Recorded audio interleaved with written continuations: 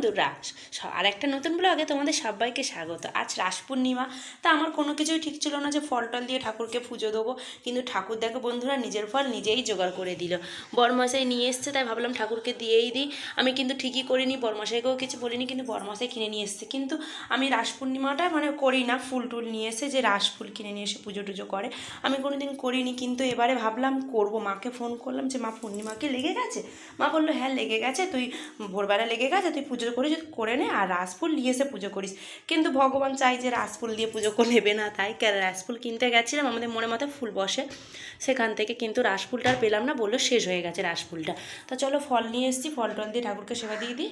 খেজুর নিয়ে এসছে, পেয়ারা ছিল, কলা আর এই গাছের লেবু, এগুলো কেটে ঠাকুরকে দিয়ে দেবো। চলো কাটতে থাকি ফলগুলো। এদিকে দেখো বন্ধুরা, ফল টল কেটে ঠাকুরকে দিয়ে দিয়েছি, আর আজকের গাছের ফুল দিয়ে কিন্তু ঠাকুরকে সেবা দিয়েছি। দেখতে পাচ্ছ বন্ধুরা, সব ঠাকুরের পায়ে একটা করে টগর ফুল দিয়েছি। বেশি ফুল হয় না এখন, গাছের ফুলটা কমও হয়, তারপরে আমরা পুজো দিই, আমাদের মিষ্টিরা পুজো দেয়, সেই জন্য কমই ফুল হয়।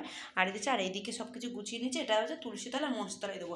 আর এই যে ঠাকুরের থালাটা দেখতে পাচ্ছ বন্ধুরা, এই ঠাকুরের থালাটা আমি এক বছর ধানতেরাসে কিনেছিলাম, প্রায় 3-4 বছর আগের কথা কিনেছিলাম। কিন্তু আমি কিনে নিয়ে এসেছিলাম এই বড় থালাগুলো, 4টে থালা গ্লাস কিনে নিয়ে এসেছিলাম। বরমশাই যে ছোটো থালাগুলো, যেগুলো ঠাকুরকে আমি দিই প্রত্যেক দিনই, ওই ঠাকুরের থালাগুলো বরমশাই আবার রাত্রিবেলা কিনে নিয়ে এসছে। এবার আমি নিয়ে এসেছি জানে না বরমশাই, আর বরমশাই কিনছো আমাকে কিছু বলেনি, সেই জন্য দুরকম থালা হয়ে গেছিলো। তা বড় থালাটা তুলে রেখে আর ঠাকুরের ছোটো থালাগুলোকে দিয়েছিলাম। বললাম না বন্ধুরা, কাঁসার বলে দিয়েছে, দিয়ে দেখছি তামার ওপরে যতই মাঝি কালো হয়েই থাকে।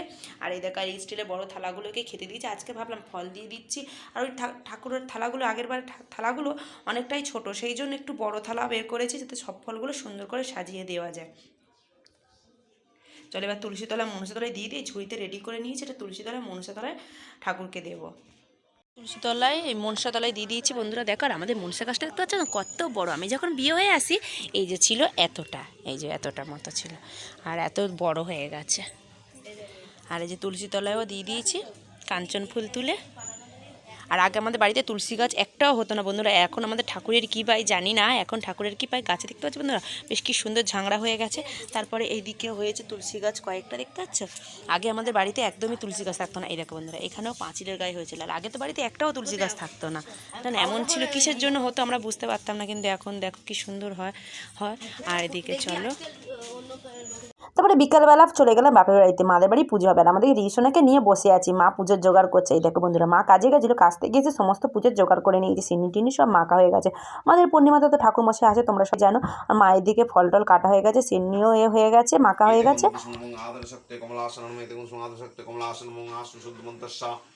মেরুপৃষ্ঠ ঋষি সুতরাং সন্ধ্যা কুর্ম দেবতা আসন প্রবেশন বিনিয়োগ প্রীত্যা লোকা দেবিত্তং বিষ্ণাধিতা তঞ্চধারমং নিত্যং পবিত্রং গুরুজাসনং বামে গুরুভ্যো নমঃ পরম গুরুভ্যো নমঃ পরাপর গুরুভ্যো নমঃ পরমেষ্ঠ গুরুভ্যো নমঃ দক্ষিণাঙ্গন সানম ঊর্ধ্বং ব্রহ্মণে নমঃ।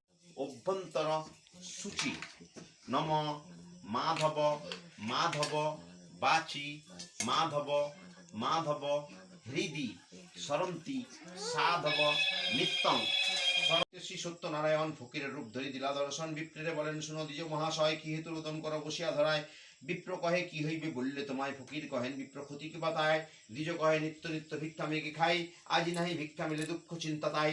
ফকির কহেন বিপ্র যাহ নিজপুর, আমারে উচ্ছিলে হবে সমস্ত কষ্ট দূর। বিপ্র কহে নিত্য পুজি শিলা নারায়ণ, তাহা বিনা করিব কি